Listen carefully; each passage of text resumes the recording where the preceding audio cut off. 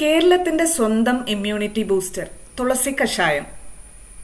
മഴക്കാലത്തും അല്ലാതെ season change ആവുമ്പോഴുള്ള നമ്മുടെ എയർ ട്രാക്കിന് വരുന്ന ബുദ്ധിമുട്ടുകളെല്ലാം മാറ്റാനുള്ള ഒരു ഒറ്റമൂലി. അത് മാത്രമല്ല, നമ്മുടെ ഓവറോൾ ഒരു ഇമ്മ്യൂണിറ്റി സ്ട്രെങ്തൻ ചെയ്യാനും ഈ ഒരു ഡ്രിങ്ക് വളരെ നല്ലതാണ്. നമസ്തേ, ഞാൻ ധന്യ. ഇത് വെജ് കേരള. എല്ലാ പുതിയ സബ്സ്ക്രൈബേഴ്സിനും വെൽക്കം. ഇന്ന് ഞാൻ കഷായം ഉണ്ടാക്കുന്നത് ഒരാൾക്ക് വേണ്ടിയിട്ടുള്ള അളവിലാണ്. അതിലേക്കായിട്ട് ഒരു ചെറിയ പിടി തുളസി എടുത്തിട്ടുണ്ട്. അത് മാത്രമല്ല, സാധാരണ എല്ലാവരും ഇത് മധുരം ഇട്ടിട്ടാണ് ഉണ്ടാക്കുക. കുറെ പേര് ഞാൻ അങ്ങനെ ചെയ്യുന്നത് കണ്ടിട്ടുണ്ട്. പക്ഷെ ഞാൻ ഇന്ന് ഉപ്പ് ചേർത്തിട്ടാണ് ഉണ്ടാക്കുന്നത്. ഇനി ഇതിലേക്കായിട്ട് ഒരു മസാല കൂട്ട് തയ്യാറാക്കാം. അതിലേക്കായിട്ട് വേണ്ടത് കുരുമുളക് 1 ടീസ്പൂൺ, ജീരകം 1 ടീസ്പൂൺ, ഇഞ്ചി ഒരു ചെറിയ 2 സെന്റിമീറ്റർ നീളത്തിലുള്ള ഒരു ചെറിയ കഷ്ണം. ഇത് മൂന്നും കൂടെ നന്നായിട്ടൊന്ന് ഇടിച്ചെടുക്കണം നമുക്ക്.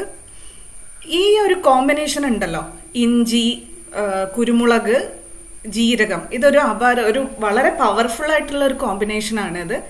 ഇത് മൂന്നും കൂടി ചേരുമ്പോൾ നമ്മുടെ നെഞ്ചത്ത് ഈ എയർ ട്രാക്കിൽ എന്തെങ്കിലും കഞ്ചഷൻ, കഫക്കെട്ട് ഉണ്ടെങ്കിൽ അത് വളരെ പെട്ടെന്ന് കളയാനും ചുമയൊന്ന് കുറയ്ക്കാനോ ഒക്കെ സഹായിക്കും. പിന്നെ തൊണ്ടയിലുള്ള എന്തെങ്കിലും ഇൻഫ്ലമേഷനോ എന്തെങ്കിലും ഉണ്ടെങ്കിൽ അത് കുറയ്ക്കാനും ഈ ഒരു കോമ്പിനേഷൻ സഹായിക്കും. നാച്ചുറലി നമുക്കൊരു സ്ട്രെങ്ത്, ഇമ്മ്യൂണിറ്റി പവർ തരാനും ഇത് നല്ലതാണ്.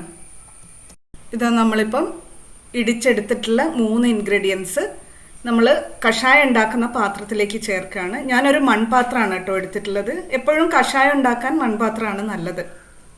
ഇനി നമുക്ക് ആവശ്യത്തിനനുസരിച്ചുള്ള ഉപ്പ് ചേർക്കാം. ഞാനിവിടെ ഒരു 1/2 ടീസ്പൂൺ ഉപ്പാണ് ചേർക്കുന്നത്.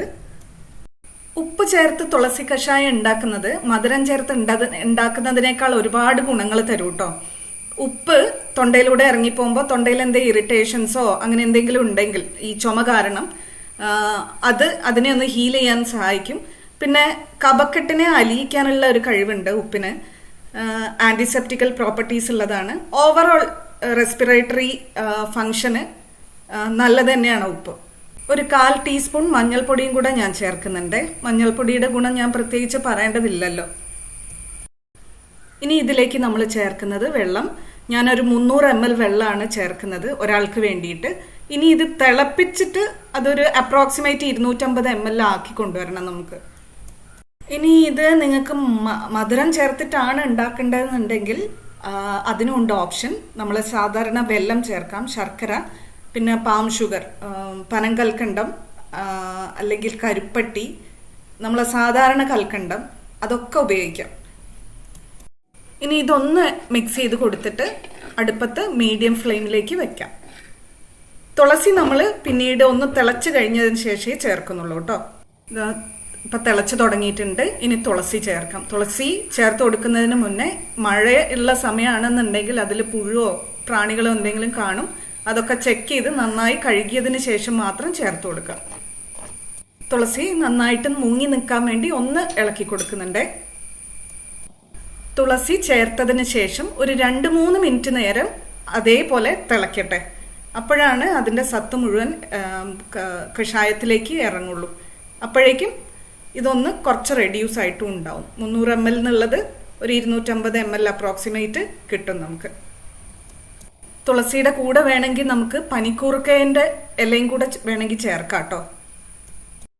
2-3 മിനിറ്റ് തിളയ്ക്കുമ്പോഴേക്കും നമ്മുടെ തുളസി കഷായം റെഡിയാവും. അതൊന്ന് അരിച്ചെടുത്തിട്ട് കുടിക്കാം.